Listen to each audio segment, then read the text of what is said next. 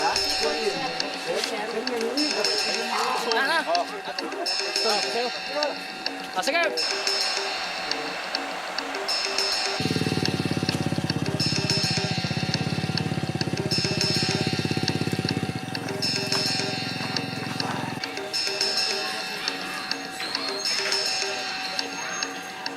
Ako po si Jose D. Labandilo Jr. Residente ng Sabang, Morong, Bataan. Assigned sa Kanawan as Head Teacher 3 with 9 teachers and 180 plus na students. Ang sitio po ng Kanawan nabuo dahil sa paglilipat ng mga katutubo from dating Philippine Refugee Processing Center dito sa Sitio Kanawan. Bali, dito po sila nirelocate nung magkaroon po ng mga refugees ng Vietnam. Ng Vietnamese, mga Vietnamese, Laotian, mga dati pong ano. Then yung Kanawan Elementary School po, initiated nung ni Mr. Lawrence Diong. Bali, isang teacher din po sa PRPC na nagpursige na magkaroon ng building dito.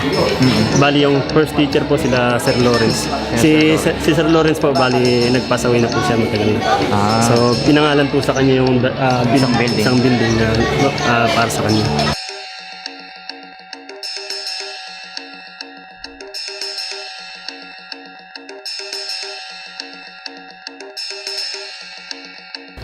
One day, Teacher Richard texted me asking me if we can nominate Kanawan Elementary School in Morong, Bataan for the back to school program ng Cherry Mobile, yung ating corporate partner for this type of activity.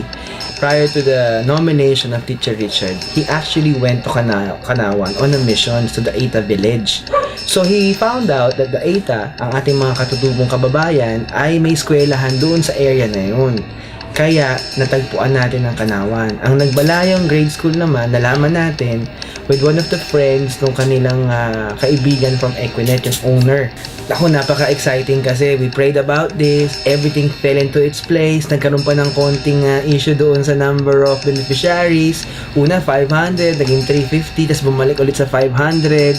So that was actually a 3-week plan para ma-fulfill lang natin on June 16. But prior to that, dapat June 13 tayo pupunta. But there was certain difficulties with regards to the shipping. And it was God sent the date of June 16 kasi noong June 13, umulan siya.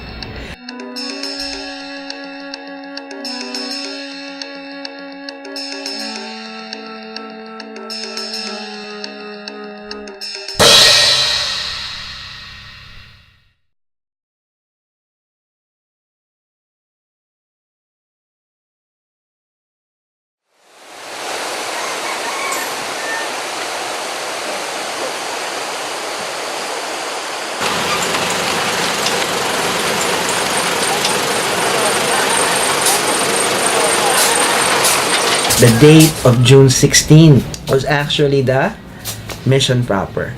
So, the challenge was to go to this remote location which is Kanawan. So, medyo treacherous yung daan, sharp curves, mga steep inclines yung kali. And we had to walk on a footpath kasi hindi na makakadaan ng mga sasakyan. So we had to go to the hanging bridge. We actually hiked anywhere from 20 to 30 minutes from the place we parked our car until we reached Kanawan Elementary School. So talaga ang paakyat sa incline, may mga putik-putik. And again, lo and behold, the graciousness of God. Sunday it was raining, but Monday during the time of the distribution, it was all sunny.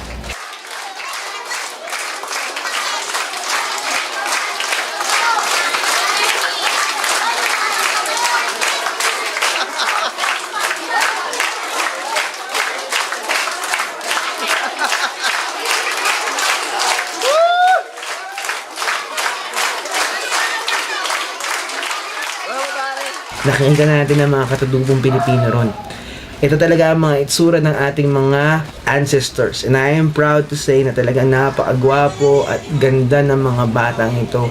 At ang kanilang mga magulang, gwapo at mga ganda rin sila because this is how a Filipino pure Filipino should look like. Salamat po, sir. Ngayon po, ating tuhayan ang isang welcome song na galing sa ating butihing mga mag-aaral. Ang pinaka-nakakatawa is they had this song. A song specifically for the Kanawan ng barrio nila, and it was riveting. It was tear-jerking, and the children sang it with pride.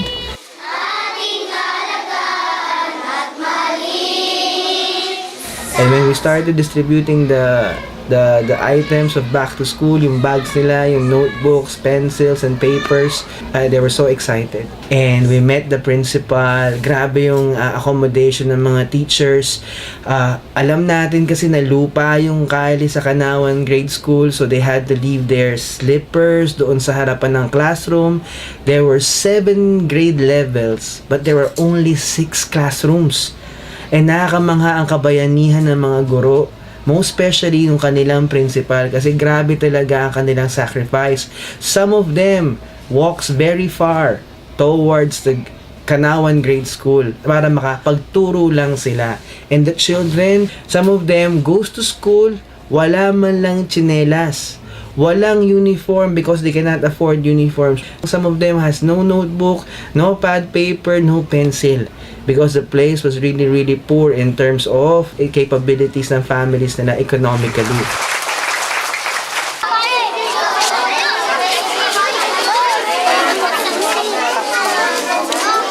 Kung pagbabasihan po natin sa elementary pa lang, makikita po natin yung pagbaba ng kasi yung sa grade 1 namin, inabot siya ng 38, sa grade 2 ganun din. Pagdating sa grade 6 pa lang po, bali 19 na lang sila. Thank you, Cherry Mobile, answering what to do. Wait. Yung mga kabataan dito, pag marunong ng magbasa't magsulat, pagkatapos pwede na maasahan sa trabaho, itatrabaho na tayo. Yung isang katutubo namin, last year, bali, nagpunta siya ng Maynila, kinuha siya ng kasambahay. So, ang agang trabaho. Tapos po, meron na rin nag-uuling. Tapos kuminsan sumasama na rin sa pangangaso. I learned that during the summer season, ang kanilang negosyo ron, kanilang livelihood is actually honeybee syrups. Pagdating naman ng tag-ulan, because they cannot actually harvest the honey in the fields, ang kanilang magiging livelihood naman ay game o ang paghunt ng mga wild animals at binibenta nila after they actually kill the animal. The program actually lasted about 2 hours from the time they started it, to the presentation of the children, to the short talk of the people involved, and the giving of the back-to-school items.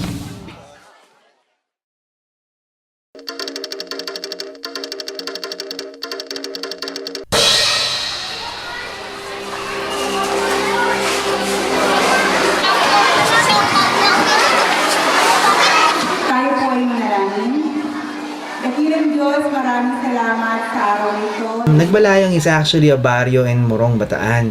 And yung Nagbalayong kasi, it's one of the larger grade schools there. And the population nila is around 800 to 900 students, and I think they had at least 12 or 14 na classrooms.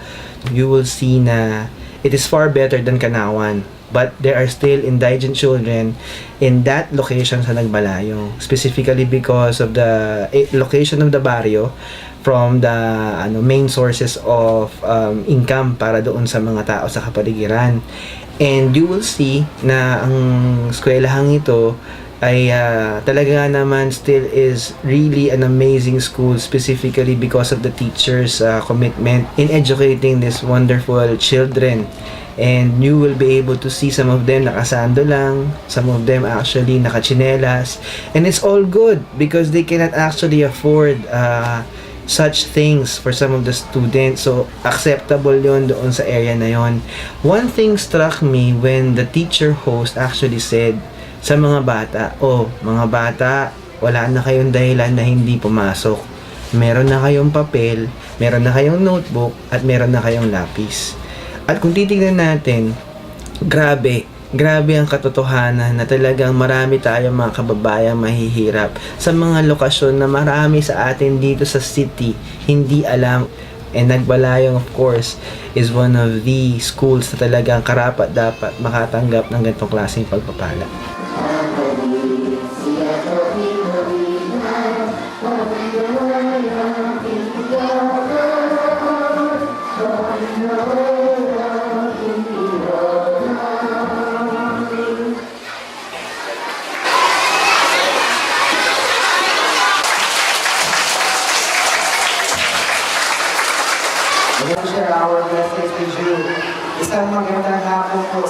As you all know, I'm a consultant for trends and lifestyle gadgets na organization, and we're using that influence towards partnering with Cherry Mobile for our church, which is Salvation in the Name of Jesus. So while using our private connections sa corporate side, we are able to talagang advance the work of God's kingdom and expose, of course, this opportunity hindi lamang para sa ating simbahan, kundi para sa lahat ng Pilipino all over the world. So that is how we get our partnerships with Cherry Mobile, because this is very important for us, finding private partners, corporate partners in support of such missions. Botana Zaira. Malunik Marian. Ako nga pala si Kuya Eben. Ayan. So, kami po, mula po sa Team Bicol in School ng Barangay Cherry Mobile, ay naglakbay ng milya-milya. No, mula... One of the most amazing thing about it is yung ating kapatiran na si Eben Bonbon ay may mga contact sa AFP. And one of the issues kasi ng area na yun is security sa Morong, Bataan. So, he was able to contact his friend na ang kanyang tatay pala at this time is already a general in the army. So, we had the detail and they helped us carry all of these things. And it was a wonderful, wonderful experience.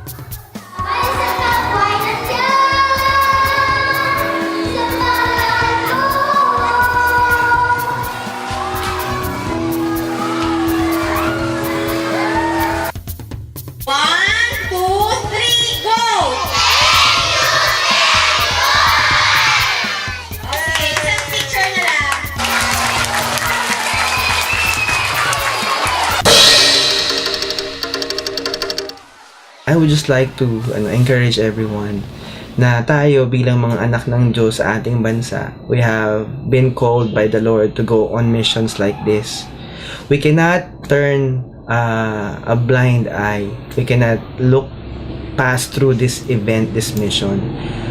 Tayo ay mga Pilipino, dapat tulungan natin ang kapwa Pilipino natin. Kung nasaan ka man, kabayan, nasa ibang bansa ka, nasa Maynila ka, o saan man lupalop ng mundong ito, magtulong-tulong tayo para lalo mapalakas ang ating mga kababayan na maaring nawawalan ng pag-asa dahil sa kakulangan ng pagkakataon or opportunity.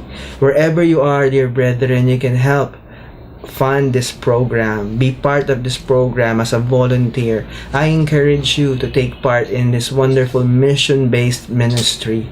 And remember, hindi enough that we will be giving them initially the materials, the supplies ng school requirement nila, but we also have to look forward on what we can do. And what we can do is not only provide donations for them, not only build a church within the Kanawan area, but more so, think ahead, how can we support their livelihood? Perhaps tayo yung bibili ng kanilang mga produkto para magkaroon naman sila ng laban sa buhay. And eventually, who knows, we can actually form a livelihood program sa Kanawan, sa Nagbalayong Morong, Bataan. Or more than that, we can actually provide a cottage industry doon sa area na yun, or bring them to Manila, or bring them to a location where their talents, their gifts can be used para magkaroon talaga sila ng mas magandang pamumuhay. Mga kababayan, mga fellow Filipinos, I encourage you wherever you are, let us come together in prayer, come together in providing for these people not only the basic requirements for their school, but eventually a future that glorifies God and gives them a hope.